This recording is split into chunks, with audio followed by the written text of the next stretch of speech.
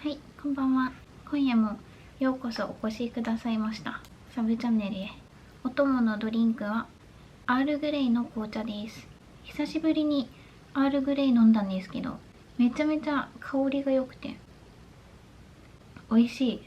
だからまたアールグレイの紅茶見つけたら買わなくちゃ。今日はこちらのキャンドルも炊いてます。あ、いい香り。ちょっと危ないのでこの辺に置いておこう。キャンドルってお店で香りが良かったら欲しいなって思うけど、意識して使わないとなかなか減らないんですよ。私が数年前にザラホームで買ったキャンドルもあって、それも一時期はお風呂に入りながら使ったりしてたけど使わなくなっちゃったので、今日からまた思い出して使おうと思います。いい香り。キャンドルもめっちゃいい香りがする。幸せ空間。今日書く絵日記は一番最新の Vlog で出てきたコーヒーショップギャランの絵日記です。これお店からパクってきちゃったティッシュ可愛くて、これを絵日記に使おうかな。でもティッシュだからちょっと厚みがあるので、できるだけハサミで切り取って薄くします。で、あとはこれね、オムライスを食べたんですけど、そのオムライス味も美味しくて、昔ながらのオムライスで具材とかもシンプルなんですけど、たっぷりケチャップもかかっていて美味しかったんです。で、ビジュアルもすっごいいいんですよ。絵本から出てきそうなオムライス。これは絵日記にも収めようと思って印刷します。皆さんカメラロールの写真って大体何枚ぐらいありますか？私はいつも8000とか9000とかでブログにアップしたら写真はね全部消すようにしてたんですけど、最近はあんまりブログもアップしなくなっちゃったので写真がどんどん溜まって、つい最近1万枚を超えました。また時間を見つけてブログもアップしていこう。何枚か写真を撮ってて、正方形、長方形、どっちがいいかな。コピーするときはどんな形でも印刷できるから、アプリでもしかしたら充電あと 40% あります。今ちょっとアップデートしてるみたい。その間にティッシュを切ります。色合いが可愛いですよね。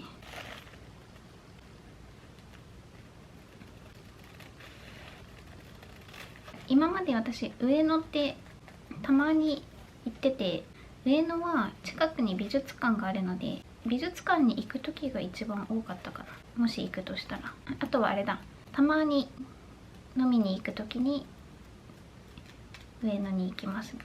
上野って喫茶店が多いイメージで、このコーヒーショップギャランは Google マップにピン止めしてたんですよ。でも結構前からピン止めしてたけど結局ずっと行けてなくて、行く前は忘れてたんですけど、動画でも紹介したけど喫煙 OK なのでタバコを吸う人とかがすごく多かったです。今の時代タバコが吸えるお店ってすごい減ってるじゃないですか。だから喫煙者からしたら貴重なカフェなんだろうなって思って、隣にお客さんですごいお上品な感じのおばあさんが座ってきたんですよ。結構レトロなカフェだったから昔を思い出してきたのかなとかって思いながら、私もケーキ食べてたんですけど、そしたらそのおばあさんね、かっこよくタバコをスパスパ吸ってて、そのギャップに驚いちゃいました。久しぶりに使うから使い方を忘れちゃってる。やっとつながりました。一旦つなぎ直したらできた。じゃあこれを印刷。よし、準備中。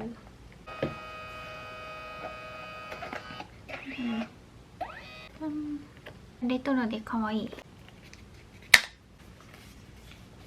この組み合わせめっちゃ良くないですか？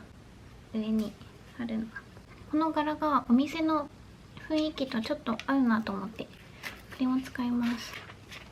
こうやって使おう。今レイアウトを考えてます。お店の店員さんのお洋服が可愛くて赤いチェック柄だったかな。そう、それが可愛かったんですよ。よし、ティッシュの素材だからちょっと貼るのが難しいかもしれない。もしタバコの匂いがそんなに気にならないっていう方は一度行ってみるのおすすめです。あ、貼れた。美術館帰りとかにでもね。めっちゃ可愛い。写真だけでも可愛いのに、ペーパーのおかげでもっと可愛い。で、こんな時に使いたかったマスキングテープがじゃーん、これです。オムライスのマスキングテープ。このオムライスいろんな味のイラストがあって、今回食べたのはどちらかというとこのオムライスに近いので、これを使いたいんですよ。どうしようか。こうやって見たら濃いけど、意外と1枚になったら薄いですね。他のデザインを邪魔しなくていいのかも。下にじゃあフレーム代わりにして貼ります。はーい。デザートも食べたので、ここにデザートのイラストを描こうかな。ミルクレープのイラスト描く。去年一時期ミルクレープにハマってて食べてたんですけど、最近またその熱が収まって、ギャランでミルクレープ見かけて久々に食べました。家で作ろうってなったら何枚もクレープを作らないといけないから、一人でだとやっぱ買った方がいいですよね、ミルクレープは。バニラアイスも添える。オレンジ、皮付きのオレンジ。バニラアイスにはいちごのシロップがかかってる。上からなぞる。お皿は何も柄がなかったけどドット柄にしちゃおう。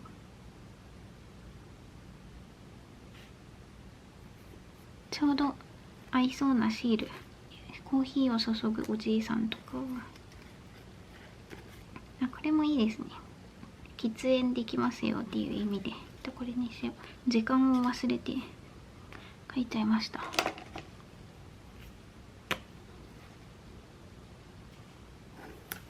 噂によると仙台文具の博覧会っていうのが藤崎百貨店っていうところで行われるみたいです。藤崎百貨店ってどこだろう。仙台か仙台、名前の通りだった。宮城県の仙台市にある百貨店で5月の9日から16日まで午前10時から午後7時まで開催されてるみたいです。いいなぁ。仙台に住んでいるよっていう方はぜひ行ってみてください。こういう昔ながらのお店っていいですよね。